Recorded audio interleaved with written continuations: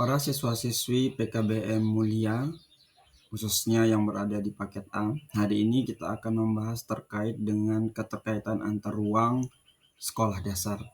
Maksudnya adalah keterkaitan antar ruang adalah konsep penting dalam perencanaan lingkungan dan kota, termasuk di lingkungan sekolah dasar. Di sekolah dasar sendiri, keterkaitan antar ruang dapat dilihat dalam hubungan antara ruang kelas, ruang perpustakaan, ruang olahraga, dan lain-lainnya.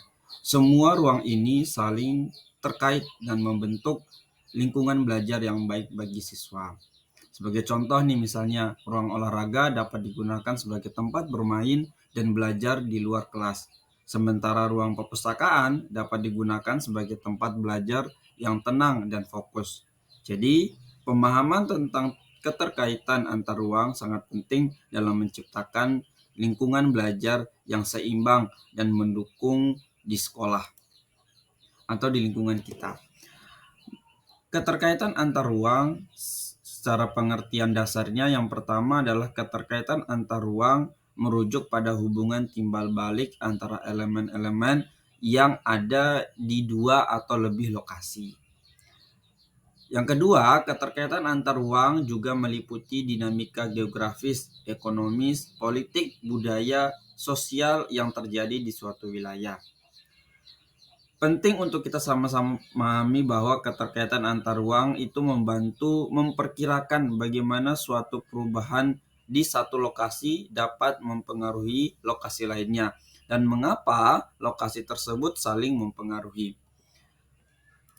Selanjutnya, penerapan keterkaitan antar ruang dalam kehidupan sehari-hari. Contohnya adalah di lalu lintas. Mengetahui keterkaitan antar ruang membantu kita memahami alasan terjadinya kemacetan dan mencari alternatif jalur untuk mencapai tujuan dengan lebih efisien atau lebih cepat. Contoh yang kedua adalah banjir.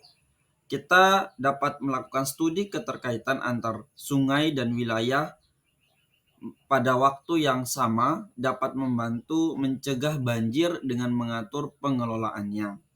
Selain itu, ada taman kota. Perencanaan taman kota yang baik memperhatikan bagaimana taman tersebut terintegrasi dengan wilayah sekitarnya dan dapat memicu transformasi positif atau perubahan yang sesuai dengan harapan kita. Selanjutnya, apa sih manfaat dari pemahaman keterkaitan antar ruang untuk keberlanjutan lingkungan? Pertama adalah pastinya efisiensi energi. Memahami hubungan antar wilayah dapat membantu merencanakan jaringan transportasi yang lebih baik dan efisien, sehingga mengurangi emisi karbon dioksida dan penggunaan energi fosil. Nah, yang kedua adalah kebijakan lingkungan.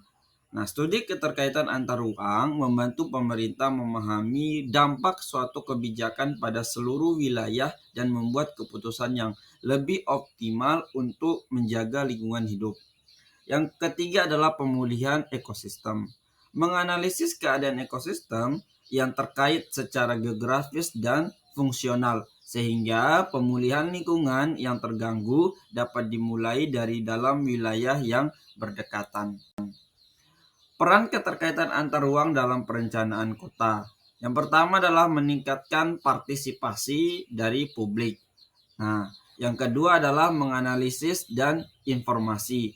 Yang ketiga adalah membangun rencana yang integratif. Selanjutnya, contoh proyek perencanaan kota dengan pendekatan keterkaitan antar ruang. Yang pertama adalah jembatan hijau. Hal ini merupakan contoh infrastruktur hijau di Seoul atau di Korea Selatan yang dimana berfungsi menghubungkan antara dua taman kota setelah menjadi destinasi wisata. Jembatan ini membantu menciptakan sirkulasi udara ya.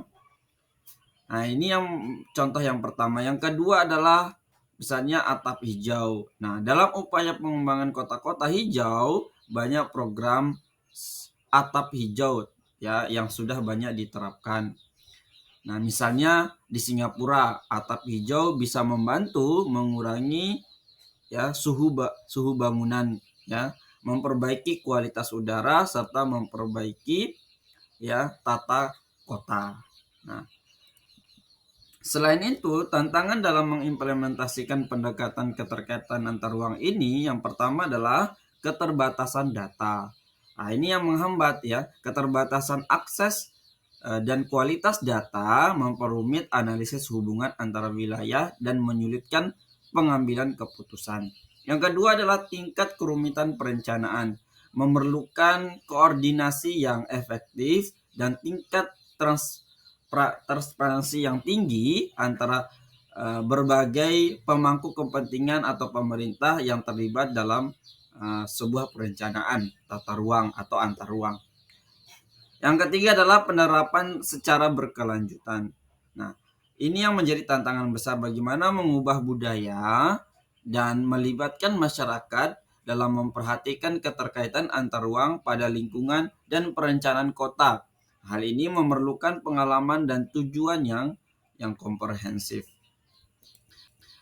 Kesimpulan bahwa wilayah merupakan konsep penting dalam perencanaan kota dan lingkungan, terutama dalam upaya menciptakan kota-kota yang lebih hijau dan berkelanjutan.